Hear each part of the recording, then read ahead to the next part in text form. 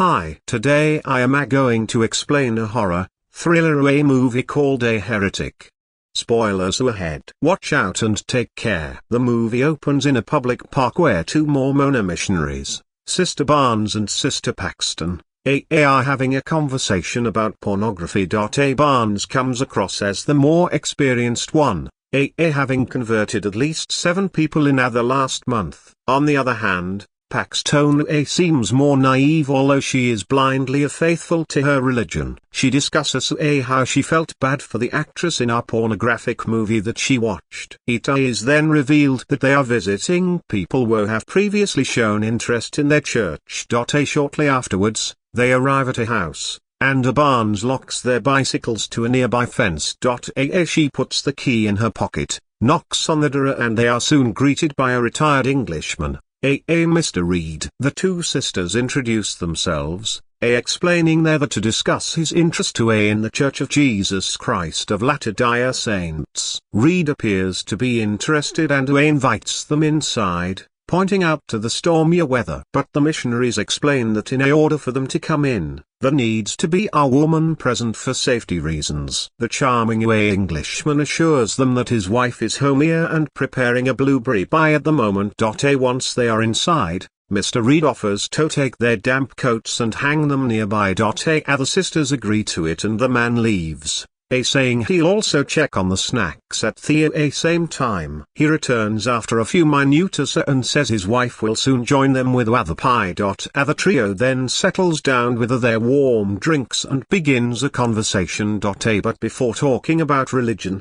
Reed asks the sisters about their personal history. Paxton shares that she was born and raised in the church, while Barnes says her mother was a convert. After her dad passed away, they tried attending a few different churches as they were unsure what path to follow. Reed shares that he understands the struggle of finding faith, admitting it's a personal challenge has faced for a long time. He then turns to Sister Barnes and asks how her father passed away.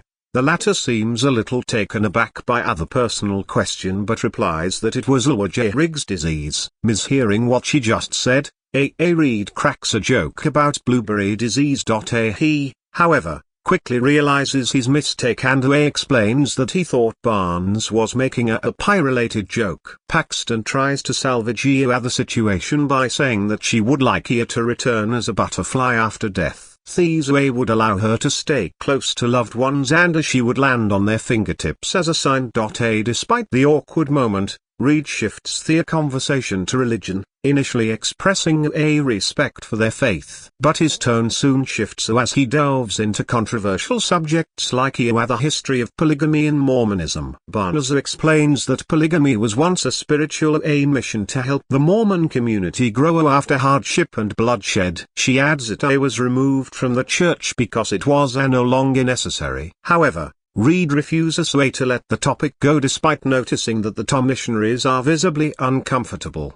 He doubts the reliability of biblical revelations if the people that propagate these teachings are flawed, sinful humans. Furthermore, Reed asks how Anania can be sure if their religious teachings are true. Paxton calmly answers that she believes her religion because of how it makes her feel. As the conversation progresses, the missionaries realize Reed is more interested in imposing his views than listening to theirs. Barnes then interrupts his monotonous tirade and asks to meet his wife. Reed hesitates for a split second but agrees to speak with her and leaves the room. When they are alone in the living room, Barnes casually checks the candle placed on the table. The label reads that it is blueberry pie scented, which means that there is no wife baking a pie. This suddenly makes Barnes realize that Reed has been deceiving them all this time. She relays these information to her friend and both conclude that his intentions are not good. When Reed eventually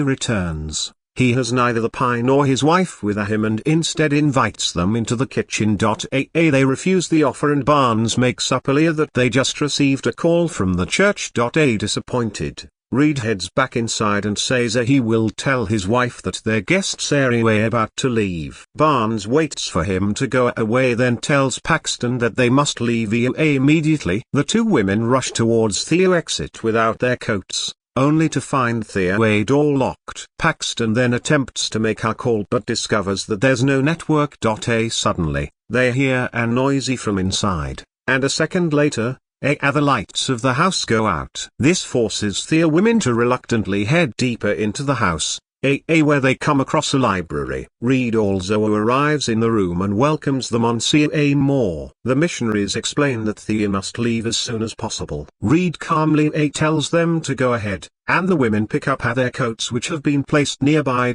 Rather curiously, the key to their bicycle lock is in Paxton's pocket. When they came in, Barnes had made sure she kept it in her pocket. She then asks Reed to open the door, but he explains that it's locked due to a timer system. He adds that the front door won't open until the next morning. Reed offers them the back door as an alternative, but they hesitate, sensing something is wrong. They insist on leaving through the front door, but Reed refuses, stating it's not possible.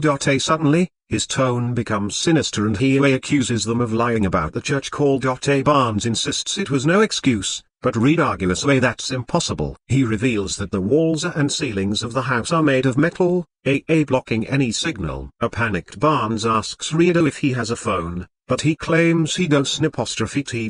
Frustrated, Barnes attempts to leave through the back door, only to see that it leads to the basement. She tries another door, but it also leads to the basement and not an exit. Feeling trapped, Barnes insists that the president of the state knows they're here. Paxton then makes up a story, adding that the police saw them arriving in front of the house. They demand that Reed let Thema go, warning that he could get into trouble. However, he dismisses their concerns and finally reveals his true intentions. Reed says that missionaries sell their IDs to others, but today he will sell Thema his. Attempting to break their faith through a logic, Reed announces that there is no God.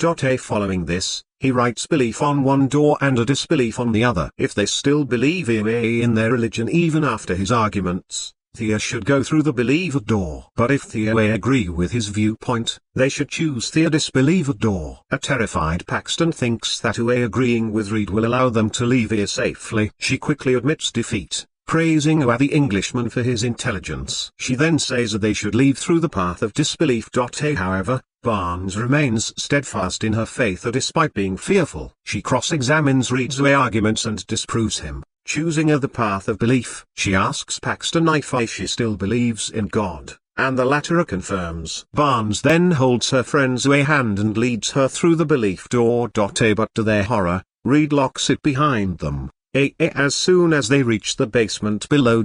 As the two women move further inside, Thea grows anxious, realizing there's no way out. Things get even more creepy when suddenly they hear footsteps approaching. Barnes had grabbed a small knife while Reed was busy lecturing them in the library above.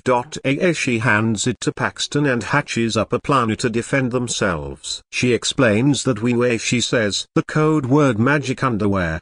Paxton should attack Reed with the knife. However, when the door opens, a woman in a grey dress appears instead of Reed. She appears so ghostly, malnourished, with visible bones and eyes, holding a lantern in one hand while a blueberry pie in the other. Both women are initially frightened, unsure if she's a ghost or human. Just then, through a speaker on the wall, Reed announces that they are about to witness a miracle. He reveals that the woman in front of them is a prophet.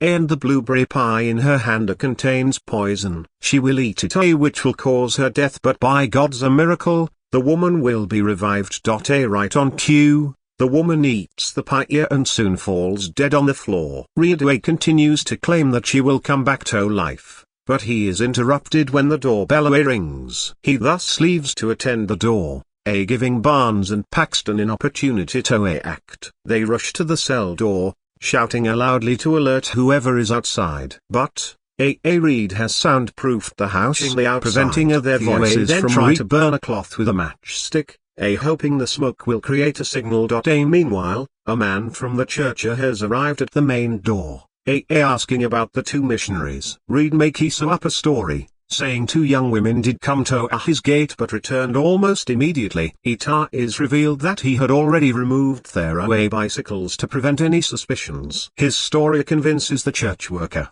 who promptly leaves. Back in the basement, Barnes and Paxton continue with their plan until they succeed in creating smoke. Right at this moment, the dead prophet suddenly comes back to life, shocking both women. Reed also returns a few seconds later and takes the prophet away. Here is ecstatic and asks the two missionaries to describe what they just experienced. Barnes, however, realizes that Reed is using psychological tactics to undermine their faith. She refuses to be deceived, stating that what happened wasn't a miracle but merely a trick.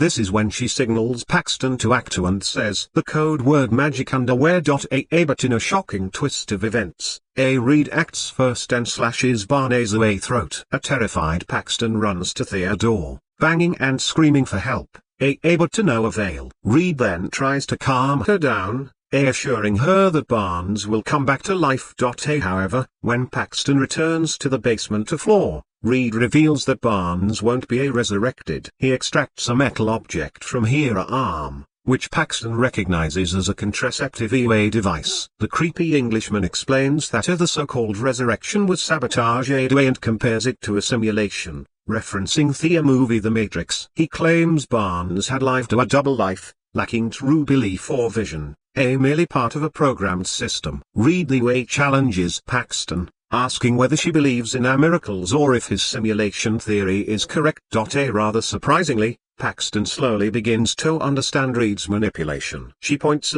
out that the simulation was staged and says the so-called miracle is fake. She details how Reed staged everything, including the resurrection. When the bell rang and they were distracted, Reed had swapped the prophet with the body double. She had noticed subtle difference in the woman's position and face when she saw her again. She even speculates and moves a table to reveal a hidden basement underneath.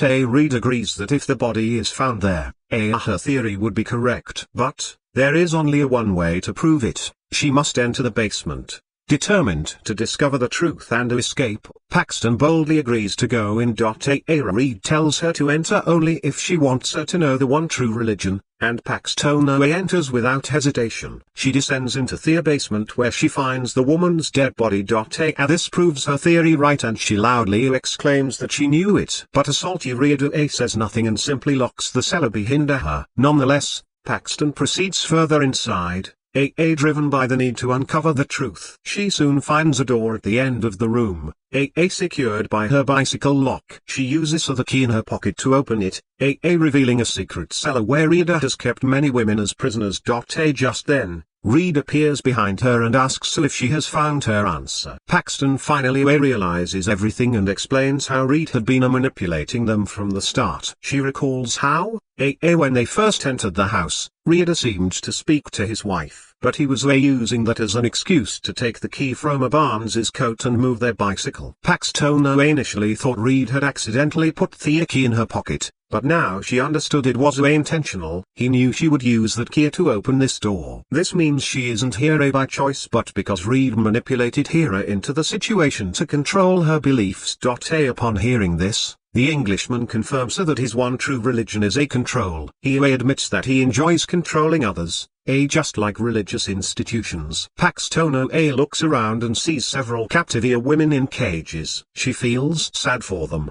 but Reed tells her that it was the women's choices that brought them here. As he continues to bully Paxton, she breaks down and starts crying. Then, all of a sudden, she brings out her knife and stabs him in the neck. Paxton attempts to escape but the whole house is like a maze. Things get even worse for her Reed catches up. He stabs her in the stomach, and both of them drop to the floor. As they both bleed out, Reed tells Paxton to pray for them. The missionary begins praying, despite all the evil things that Reed has done to her. She sticks to her faith, showing kindness and resiliency even in this dire moment. But just as Reed is about to finish her off, a wooden block with nails hits his forehead, killing him instantly. Paxton looks up and sees Sister Barnes, who is barely standing on her last ounce of energy. She then collapses to the floor but her act of heroism encourages Paxton to keep trying. After saying goodbye to her friend, she jumps out of the window from Reed's study. How the movie comes to an end as she finally makes it outside. She sits nearby to catch her breath and soon a butterfly lands on her hand, indicating that it is her friend, Barnes.